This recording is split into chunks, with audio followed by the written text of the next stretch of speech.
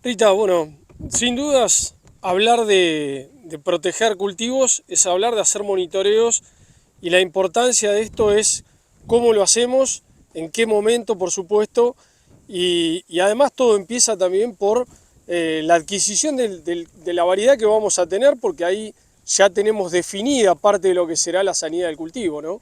Claro, es así, como lo dijiste. La verdad que sí, en realidad cuando hablamos de controlar enfermedades y de un manejo integrado de enfermedades, tenemos que hablar desde el momento que elegimos la variedad, que ya sabemos qué perfil sanitario va a tener, el momento que elegimos el lote para saber qué antecesor tuvo, qué problemas podemos llegar a tener en el lote, en función si viene de trigo sobre trigo, cebada sobre cebada, o trigo sobre cebada también, o cebada sobre trigo.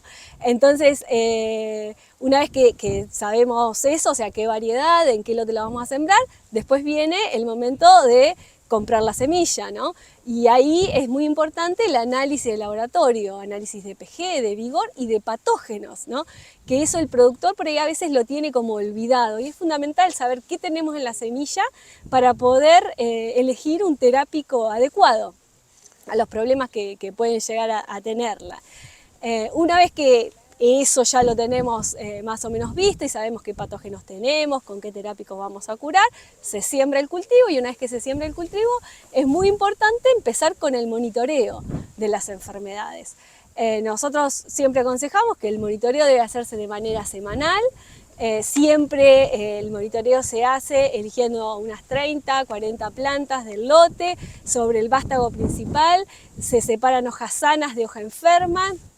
¿Qué hojas son las que vamos a estar monitoreando? Son todas aquellas hojas que tienen más del 50% de área verde y que están desplegadas totalmente, ¿no?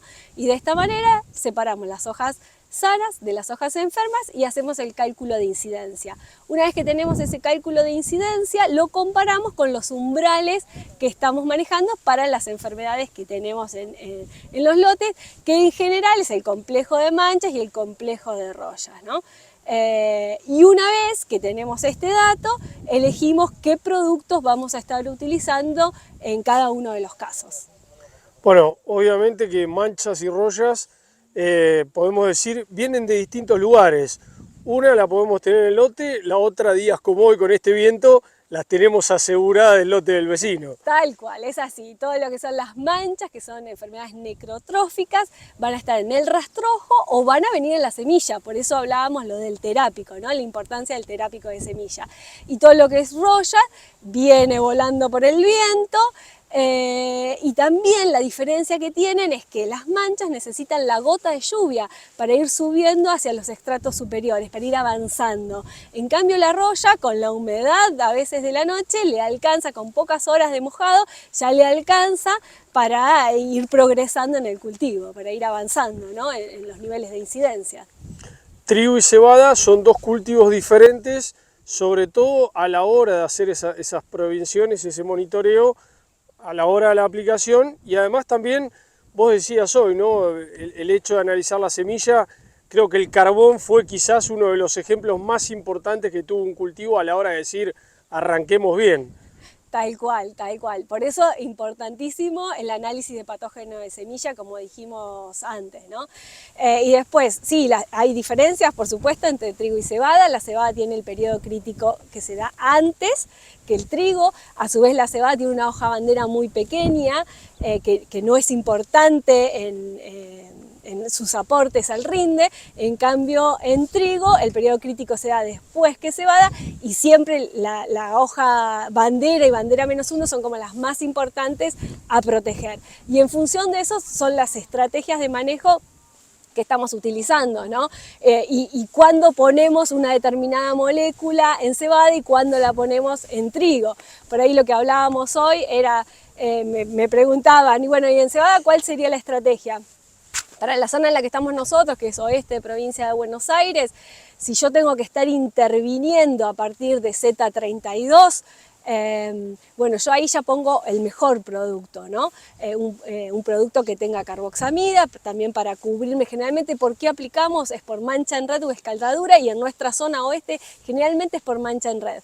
Pero cuando elegimos el producto lo hacemos pensando también en ramularia, que es una enfermedad que puede estar en los lotes, que la tenemos en la cebada, pero que se expresa mucho más tarde y que a su vez que cuando la vemos ya es tarde para la toma de decisiones. Entonces a veces aplicamos por mancha en red, pero elegimos un producto que también nos controle ramularia, que puede aparecer más adelante, quedar protegidos para ramularia.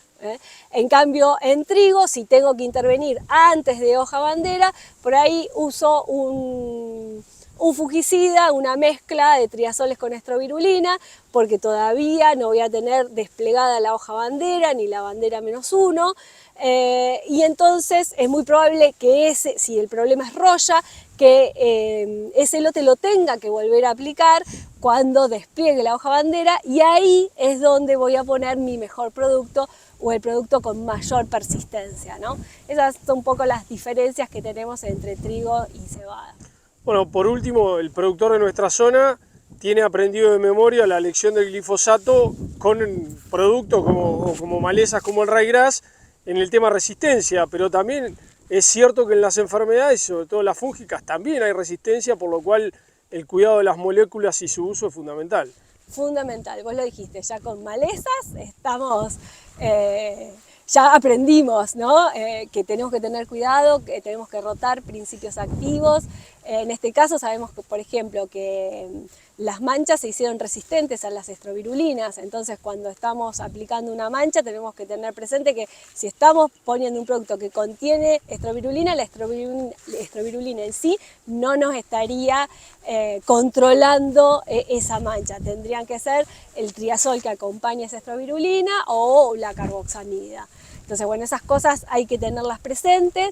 También si vamos a usar carboxamidas en el ciclo del cultivo, saber que no podemos usarlo más de 2 veces y que el terápico de semilla ya se cuenta como una, ¿no? Entonces, como si usamos terápico de semilla con carboxamida, en el fungicida foliar podríamos usar una sola vez la carboxamida.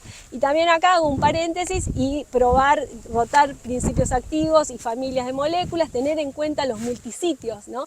Que no se conoce todavía en el mundo resistencia a los multisitios. Así que bueno, todo esto es lo que hay que planificar antes de ir a controlar al lote las enfermedades, ¿no? y tener presente todos estos conceptos.